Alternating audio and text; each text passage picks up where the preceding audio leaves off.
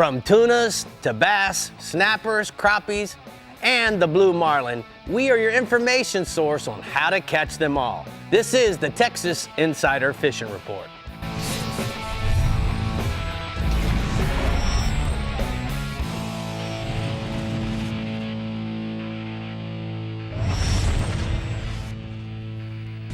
Welcome back to the Texas Insider Fishing Report. I can't believe it, Rick, but May is almost over, which means Memorial Day weekend is upon us, and that means everyone gets an extra day to fish. Like my logic there? I do. That's like Very chocolate observant. comes from a cocoa plant, which comes from the ground, which means chocolate's a vegetable. High five. Right. Here we go. Now All right. Well, I know the guides will have you all dialed in on where the fishing will be hot this holiday weekend, but Dave Farrell at the CCA Workbench will be dialing you in on some rigging techniques as well as some new product swag. What's up, Dave? Chocolate is a vegetable? Yes. Did you like how I got there, though? Catfish aren't mammals, thank goodness.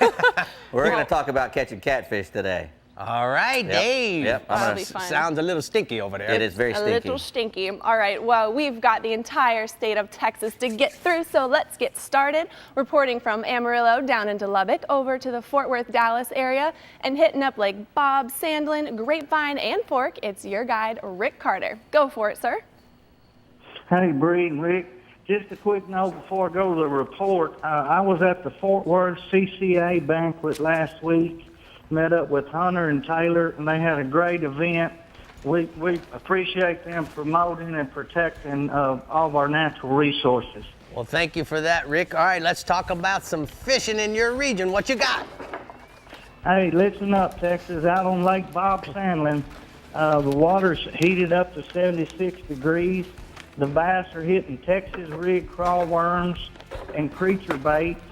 Watermelon red and blue fleck has been great colors. Fishing the timber on the west end of the lake with some schooling bass around the Barefoot Bay area during midday. Topwaters, arrow spooks, and whopper ploppers are catching those fish really well at Sandlin. Moving on to the west side, Lake Grapevine, bass are biting early and late near the dam. This is one of the lakes that they actually let you fish right up on the dam. So fish the rocks with crankbaits, 3.5-inch swim baits are working great early in the morning. Later in the day on Grapevine, hit the points that are just back from the dam and pull out your Carolina rigs and your football jigs and drag those points close to the dam later in the day. The Carolina rig, chartreuse pepper, and watermelon seed ring fries have been catching those fish really well. Moving on to Fork, our bass are continuing to hit topwater real well at first light. We're catching some big fish on Fork, so get your topwaters. We're catching them on Norman DD22s also. That's been a great bait at Fork forever. Your Bill Norman DD22, which the Tennessee shad and the Sunshine Gel Coat are the great colors for that. All right, tell me about this photo here, man. Hey, that photo is David Painter from West Texas. He comes out to Fork with Martin Company, and he caught him a nice personal best there with me on the lake last week. Man, you always got great pictures there, Rick. Thank you so much. All right, let's talk a little bit about some crappie fishing. Yes, we still have the crappie going well here at Fork. They're kind of on their summer haunts now. The bridge pillars around the 515 bridge, the 514 are all working great. Get on your electronics, find the bridge pylons that have brush around them, and drop down your jigs and your minnows. You catch a limit of crappie real well right now doing that around all the causeways on Fork. All right, so tell me about this photo, bud. That photo is two giant crappie. One of Brad's, the crappie guide, Brad Williams, guy caught here at Fork last week. Those are just some giant crappie. All right, Rick, I got a couple questions for us before we round out your report. The first one is, when it comes to catching a really big bass in your region, what kind of advice would you give to the viewers that are watching? That's a good question. To catching big bass, you have to be prepared to, most of the time in our region, you're going to have some kind of cover the fish is in, so you've got to have the proper line, the proper rods, to get the fish to the boat, the line is the main thing. Fluorocarbon line is a big deal nowadays. The fish can't see it. I use a lot of 15 to 25 pound fluoro this time of year. A lot of times the fish won't hit braid. Those bigger bass are smarter bass. So you drop down with that fluoro, the line they can't see, heavy rod, and just fish for big fish if you want a giant. All right, so speaking of the fluorocarbon, let's elaborate on that a little bit. So you're spooling up your reels with all fluorocarbon? All except the topwater rods. Now, we will throw braid and mono on topwaters, but any crankbaits, worms, jigs, Carolina rigs, all of that has fluorocarbon. Now, It sinks, and it's really stout. All right, so one other question in regards to that. So do you notice after a period of time, does that fluorocarbon get a little bit more stretchy? Obviously, it's not braid, but as it absorbs water, what happens to the characteristics of it? Well, the Texas sun will dry out the fluorocarbon, and we do use some line treatment on that. Some of these line treatments will save that expensive fluorocarbon for you, for a few more days. But that's a big deal with fluoro. You do have to take better care of it than just regular mono. All right, well, thank you for keeping us straight on that. We're gonna go ahead and take a look at the Upper Fresh region hotspots. Our guide Rick says Lake Bob Sandlin. We're gonna bass at the west end of the lake, schooling bass around Barefoot Bay. Spooks and swimming baits are your best choice to catch them. And then Lake Fort, the crappie on the bridge pillars at 515 Highway. Minnows are gonna be the best to catch those crappie. Okay, now let's mosey on down to the Middle Coast region with Captain Bink Grimes, who has some decent advice for you on the water this weekend. Patience is a virtue, right, Bink?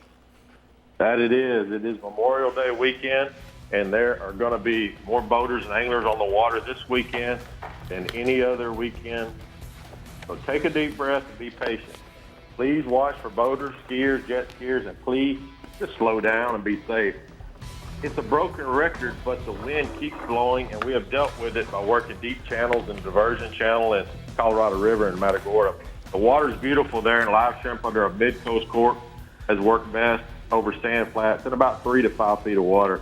We've been moving around and power poling down on different spots throughout the morning as the tide rolls in, and that seems to be putting fish in the box.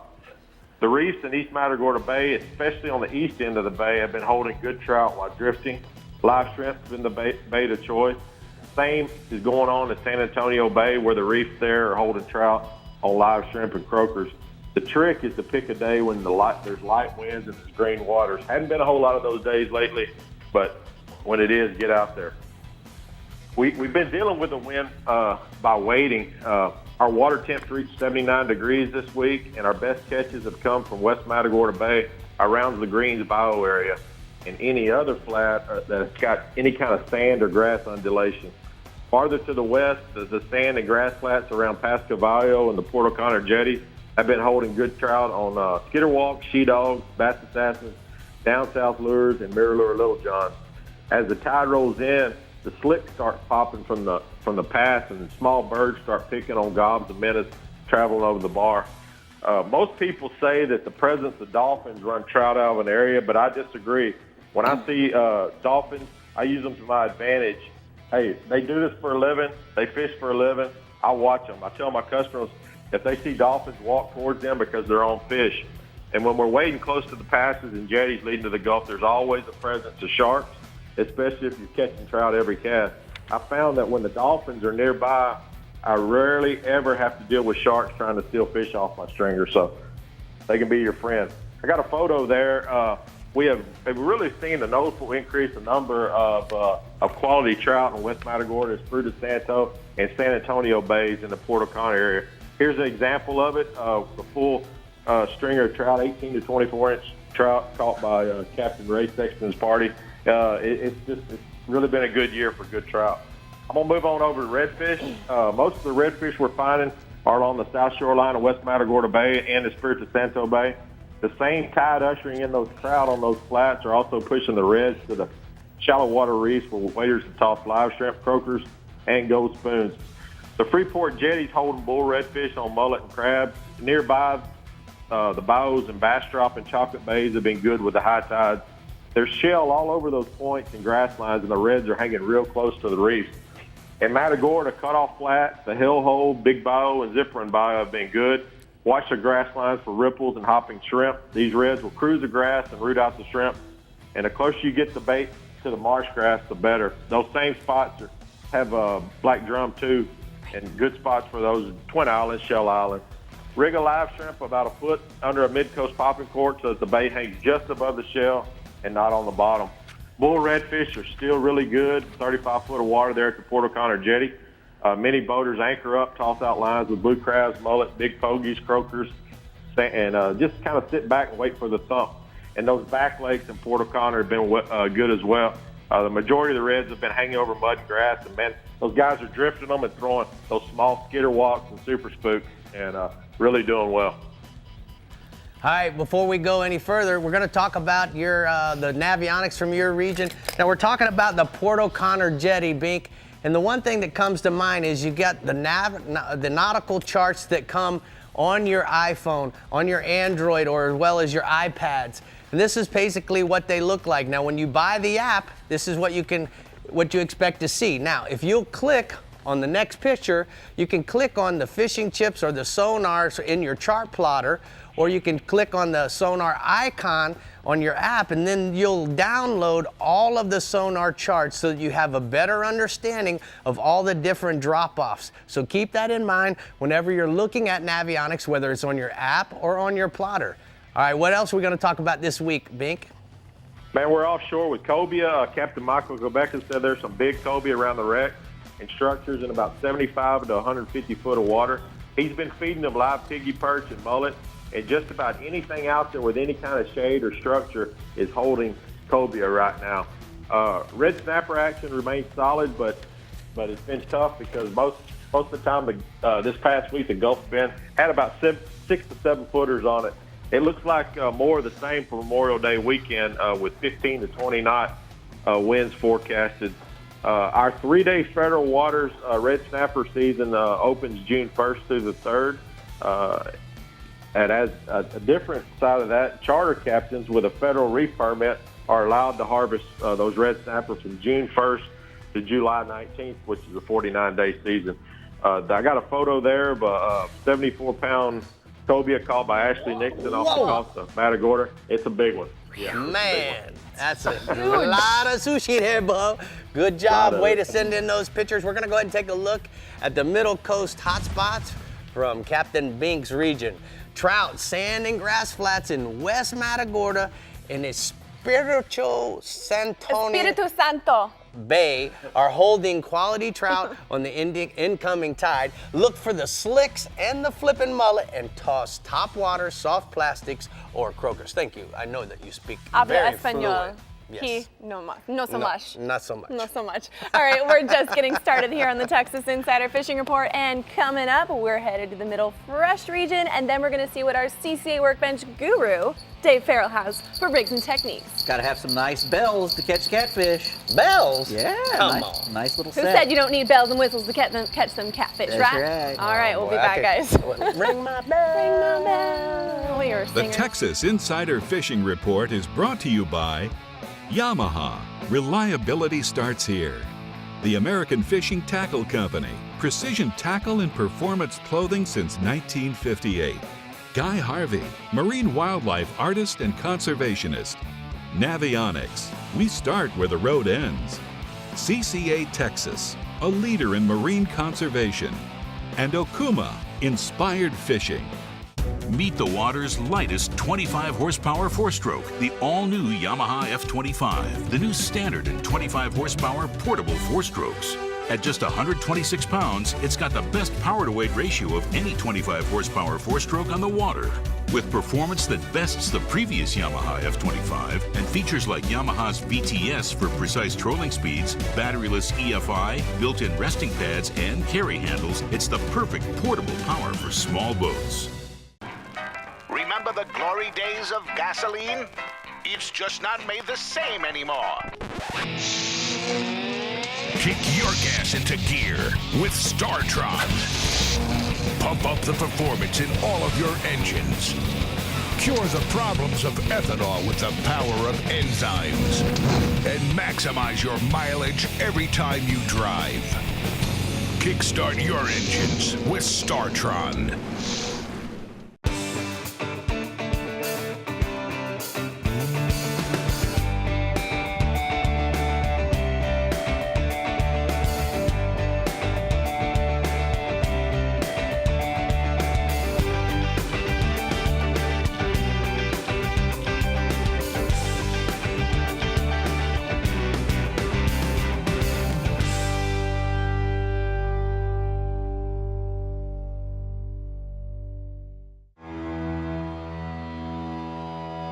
Inside you, there's an outside you. A you that takes the road less traveled than the road less traveled, and finds the comforts of home extremely uncomfortable.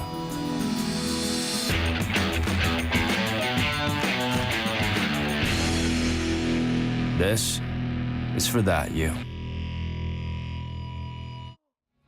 Remember to follow our guides and be up to date on all things fishing in Texas. Make sure to head over to TexasInsiderFishingReport.com. You can also like us on Facebook at Texas Insider Fishing Report and follow us on Instagram at TipperTV. Also, don't forget to send and tag us in your fish-tastic photos and videos. But now it's time for Rigs and Techniques.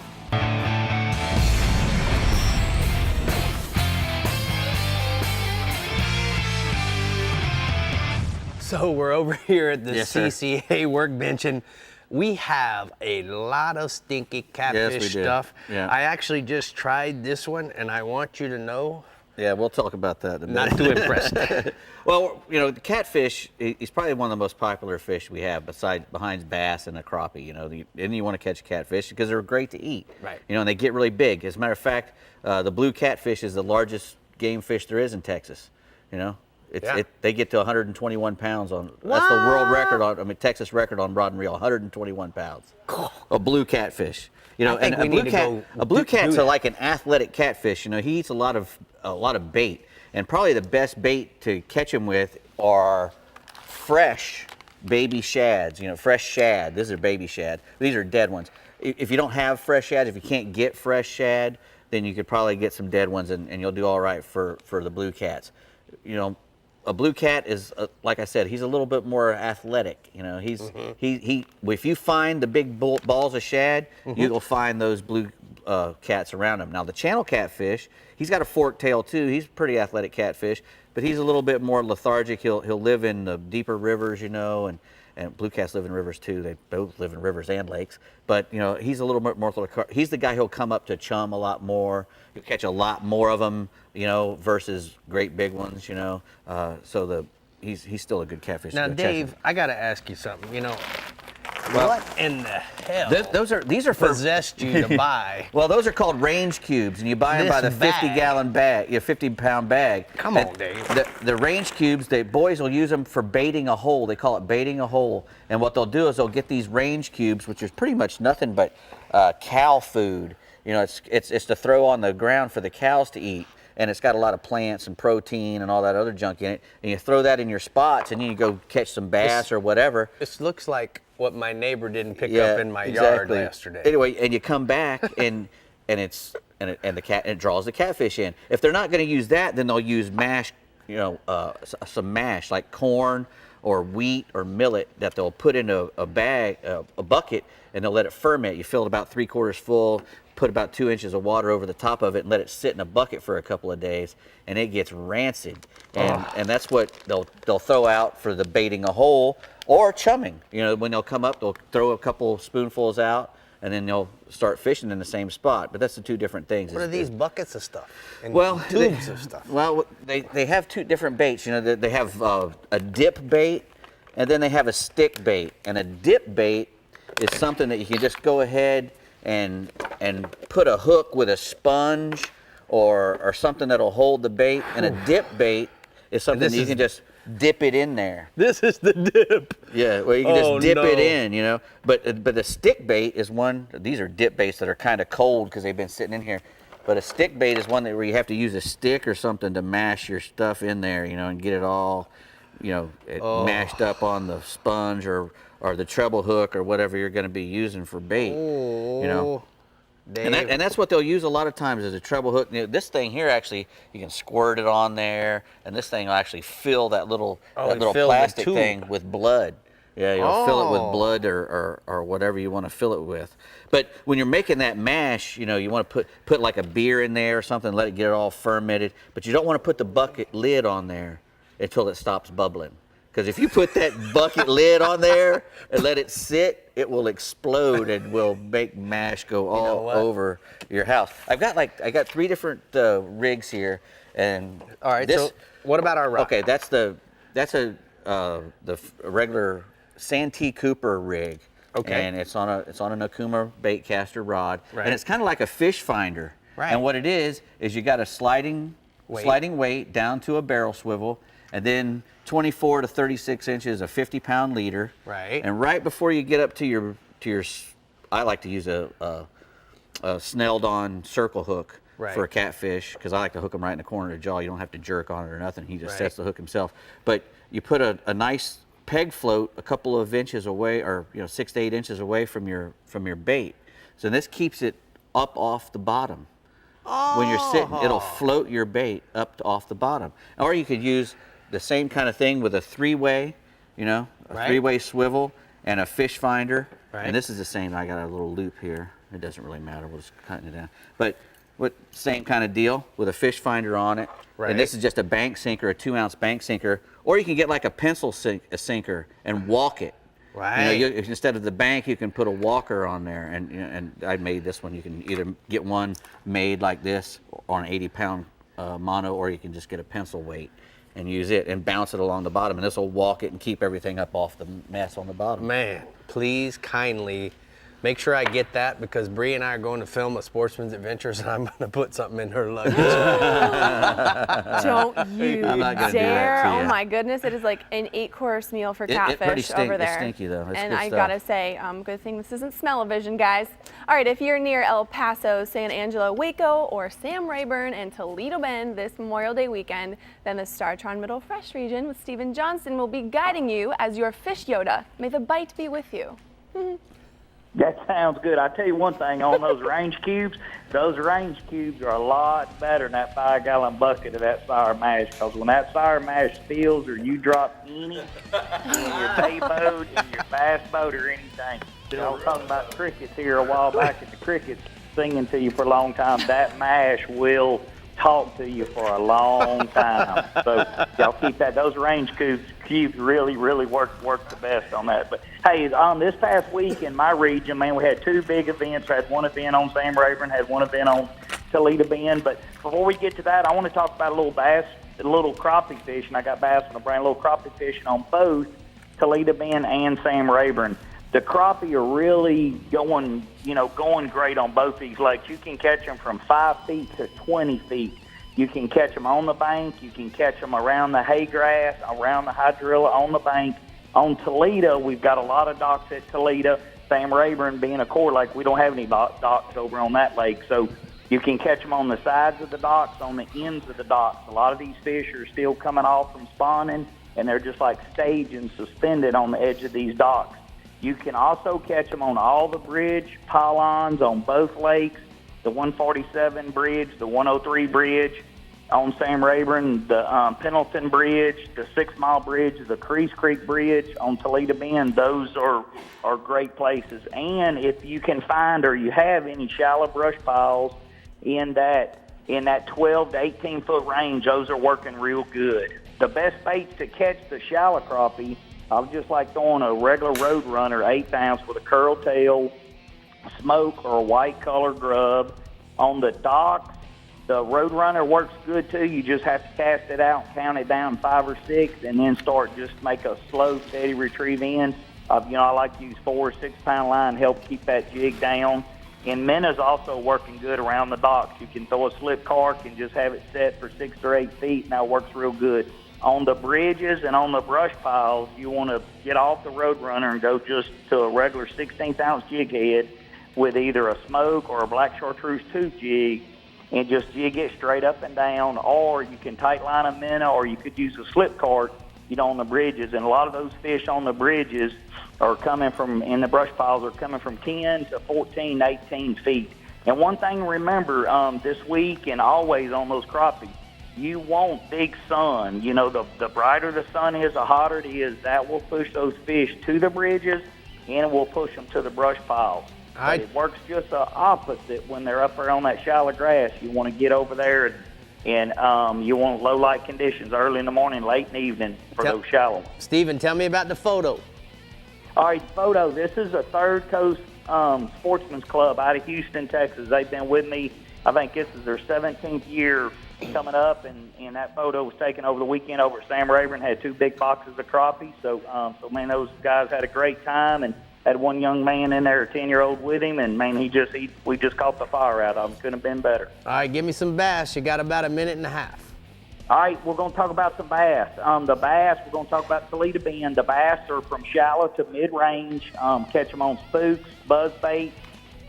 On the little bit deeper in the mid-range spot, the 9 to 14 foot, kind of what I call mid-range, the Texas rigging and crankbait's working real good, catching several fish up in that 8-pound range. The other thing, I'll give a little report on the big bass splash over at Toledo Bend. It took a 1086 Chad Williams out of Arkansas, won it, and then there was another 10-pounder, a 1056 Jerry Matley out of Oklahoma. Caught that fish. There was a lot of 7 to 8 pound fish caught. It was a pretty good weekend. And then real quick over at Sam Rayburn, Brandon Polinick won the tournament on a 4-day total of 93.12. So if you add that up, that's about 23 pounds per day. Whoa. And Brent Ayler came in second with 91.12. So, man, it was so close. Both those guys caught a big bunch of fish. And it just shows how, my region is really on fire all the way across. But hey, one thing I'd like to say right quick, this is a Memorial Day weekend. We've all touched on it. There's going to be a lot of people out on the water.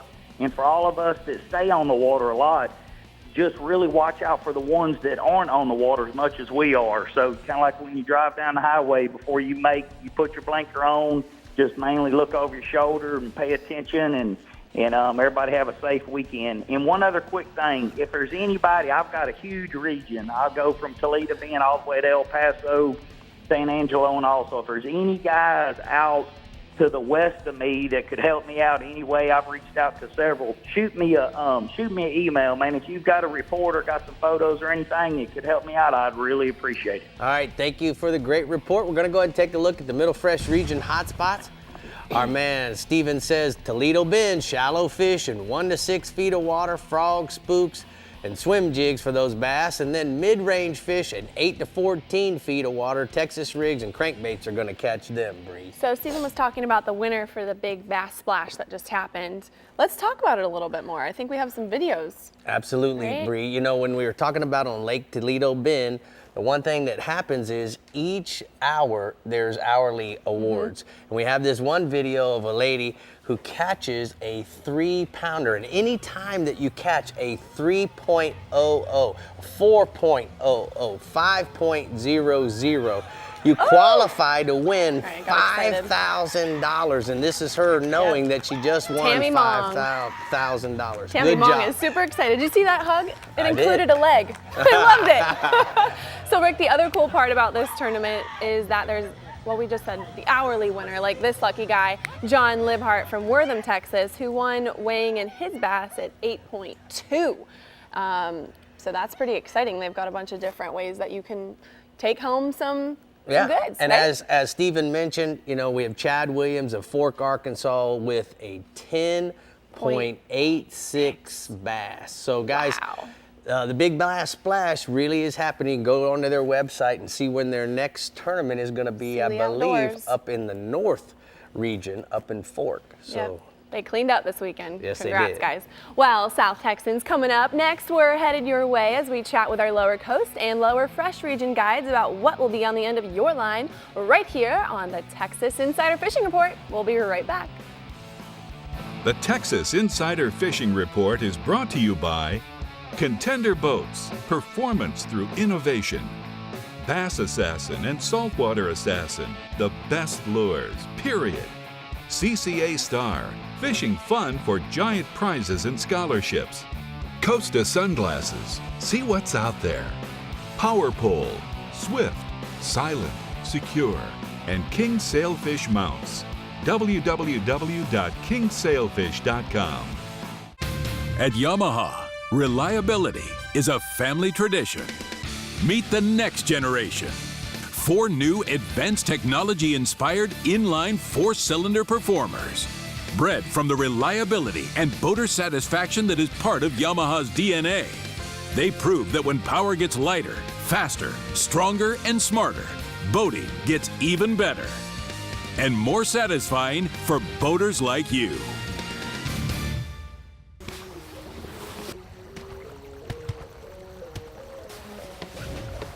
Hey, how do you like your Contender? How do I like my Contender?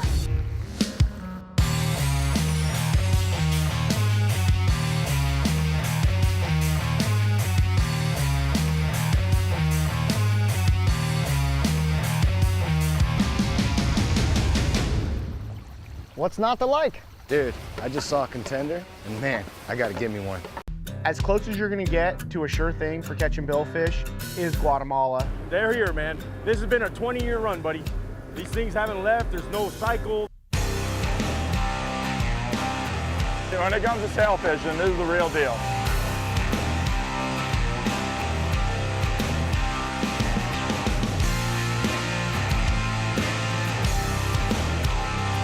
The amount of sailfish here is ridiculous.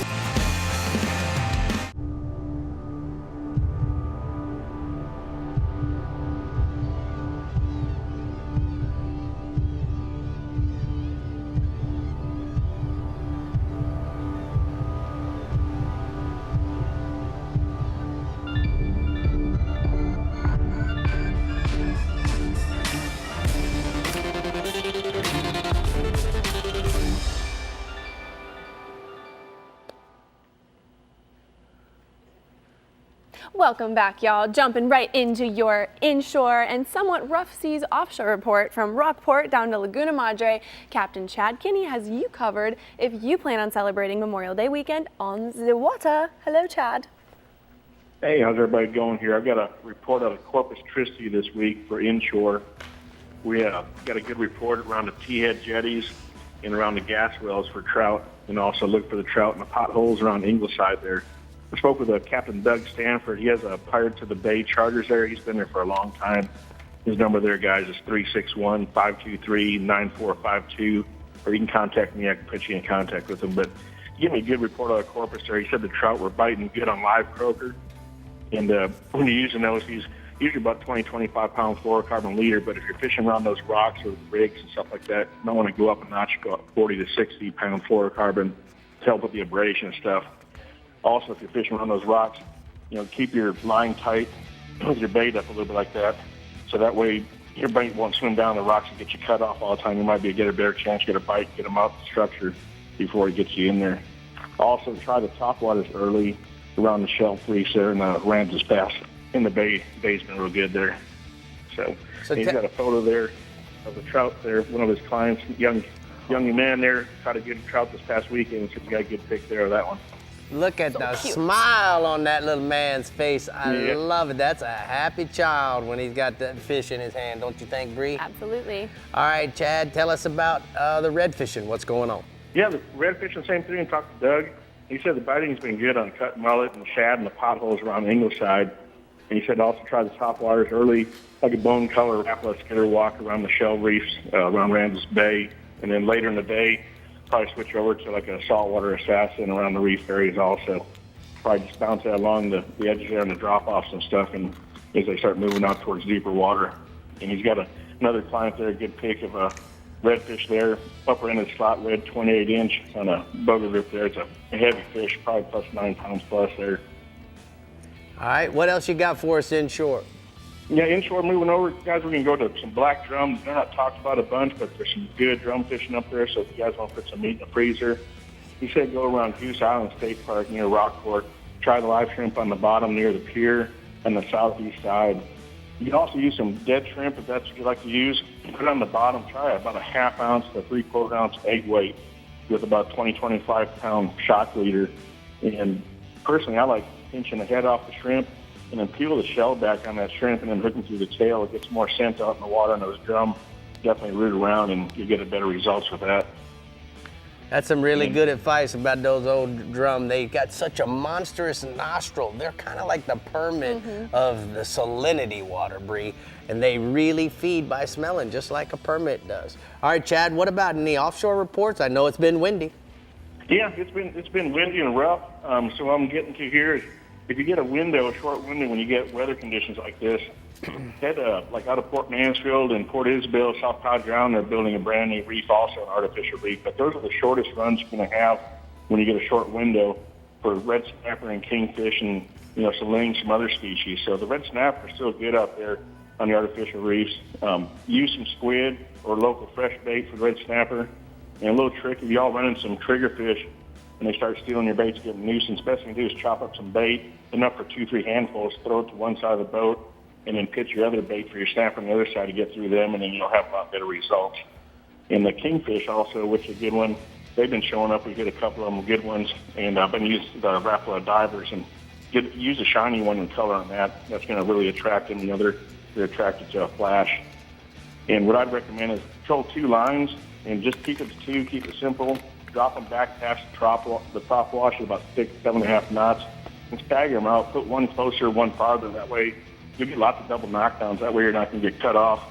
You crisscross anything else. Bring your short one in first, let the longer one go out, and then bring him in afterwards. All right, you got a photo there for us on the... I got some photos here of some red snapper, and this is actually, I'm going to talk about the artificial reef real quick out of South Padre. You'll see some snapper there in the structure and around these cinder blocks. And what we're doing here out of South Padre, they're doing a brand new artificial reef, 16, 17 miles north. It's projected to be about 1,650 acres big. So they've already sunk 2 boats. A third one's getting sunk on this stuff. So it's all on its way, guys. It's going to be here. They've got another picture possibly there of like 165,000 cinder block ready to go and already staged there. Yeah. All right. Awesome report this week. Thank you for covering us on those CCA reefs and whoever else is involved. We appreciate you guys very much. We're going to go ahead and take a look at the lower coast region hotspots. Chad said inshore, trout and redfish out of Corpus Christi Bay, fish around the head jetties and around the gas wells for the trout. And then look for the redfish in the potholes around Ingleside. And then offshore, red snapper and kingfish. The seas have been rough, but if you get that window he's talking about, head out to the artificial reefs of Port Mansfield, and then the new reef being built out of South Padre Island for those red snappers and the kingfish. Love that. All right, y'all. Lake Amistad, LBJ, and Falcon are definitely heating up for you this holiday weekend, and your guide, Matt Reed, in the Yeti Lower Fresh region is just as on fire to tell you all about it. Come on. Hey, Matt. Hey, Bree, how are you? We're great.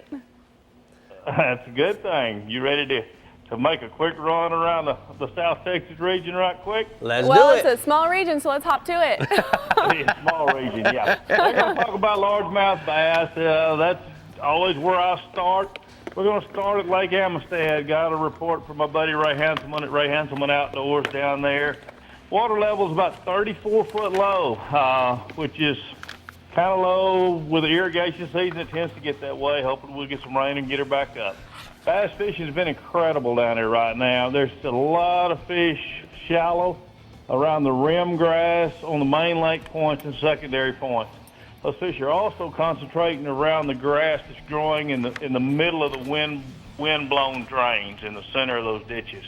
You can catch those fish on a Strike King Sexy Dog right now on top, and also a weedless rigged Rage Swimmer, the 4.75 swim bait.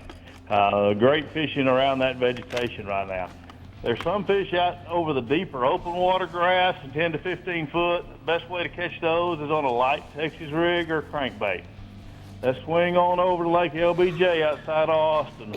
Ryan Cotter keeps me up to date with what's going over there.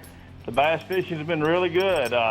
Still throwing wake baits and spinner baits around the lily pads and the edges of the docks. You can also skip jigs and flukes under those docks and get a lot of bites off of the shallow shade that those docks create in the summer. The fish love those shades. Also some fish out on the ledges. That's getting, you can get some big bites out there throwing a football jig or Carolina rig. Swing to some more bass action over at the Fire Pit Lake there at Lake Bastrop. Those fish are still schooling in the hot water discharge. You're catching them on clear top waters, little spoons, and if they go down, you can catch them on a shaky head trick worm and green pumpkin colors. Catching 50 fish a day, sometimes 100 in a day there. It's really been good. If you want to throw some frogs and wake bakes over the batted out hydrilla, man, that's a fun explosion. So keep your eye out for that. On south, Lake Falcon is dishing out some really big numbers of bass right now. The upper to mid-lake stretches of the lake concentrate on the old house rock piles and the mid-depth ledge rock. I'm throwing a Square Boss or the Z-Boss 10 Azuma crankbait in the Blue Moon color. Going on down to the lower lake, the fish get a little deeper down there. They're in the 10 to 15 foot, throwing the Azuma Z-Boss 20 and Blue Moon or Seabold Summer. You can also catch some on a football jig and a Carolina rig down on that south end. Great fishing all around my region right now, so just get out there and get part of it. Tell me about the photo there, Chief. Got a photo from Ray Hanselman. He had a pair of wounded warriors in the boat the other day. That's a great fish they caught. Always a great cause to take your soldiers out fishing. All right. Awesome. Well, Dave was talking about the rigs and Techniques about catfishing. Tell me about the catfish quickly. Quickly, we got Lake Amistad catfish, catching a whole lot of catfish over baited areas, with sour grain or cubes on dough bait under slip corks in that 5 to 7 foot range. That picture there is a cooler full of good eating sized channel cats. So get in on some of that if you get a chance. Man, Matt, you rocked it. Good job. Tonight we're going to go ahead and take a look at the lower fresh hot spots.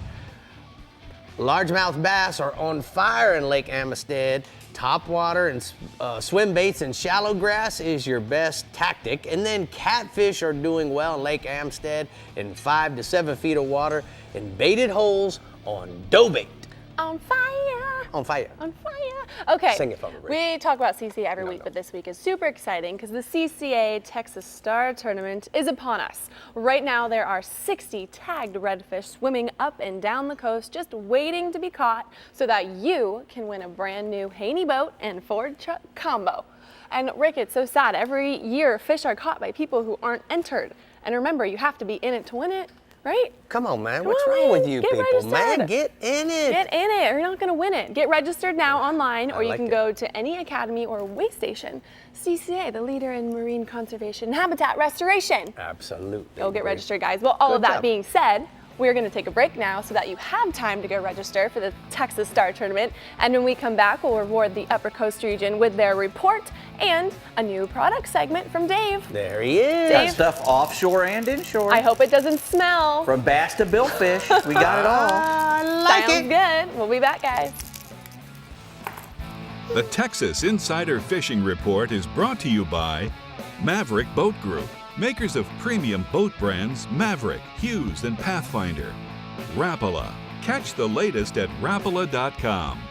Yeti, built for the wild. Building Conservation Trust, CCA's National Habitat Program. StarTron, cures and prevents ethanol fuel problems. And Casa Vieja Lodge, 5-star angling in beautiful Guatemala. The ultimate predator has evolved again. Now, Yamaha VMAX SHO Performance is prowling the waters in 4 hungry, exciting new models. With their 4 valves per cylinder and double overhead cam fuel-injected design, these advanced 4-stroke predators are taking performance to a whole new level. Vicious, lean, efficient. VMAX SHO. The pack is growing.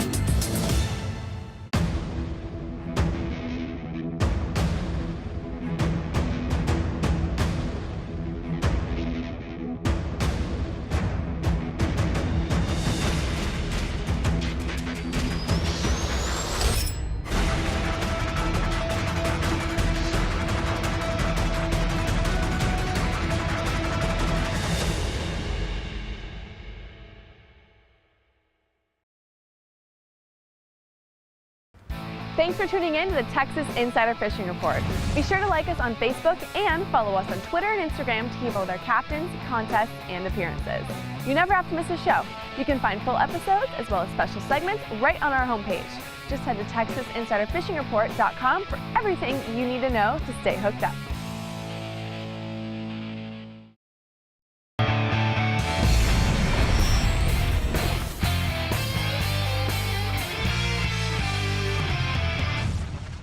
Welcome to Power Pole's Tip of the Week. This week's tip is all about the Power Pole Micro. What is the Micro, you ask? The Micro is a self-contained 3/4-inch spike driving shallow water anchor system that attaches on all small vessels, be it a john boat, a kayak, a canoe, a paddleboard, or a technical poling skiff just like this 17 Maverick Mirage. Now the cool thing about the Micro is you can adjust the speed up and down, faster or slower, and also the pressure which drives into your bottom, hard sand or soft mud. It also attaches to any 12-volt battery system on your vessel via a wiring that plugs in and plugs out. Now next week we're going to discuss the optional lithium battery pack which eliminates the wiring system, and that's this week's Power Pole Tip of the Week.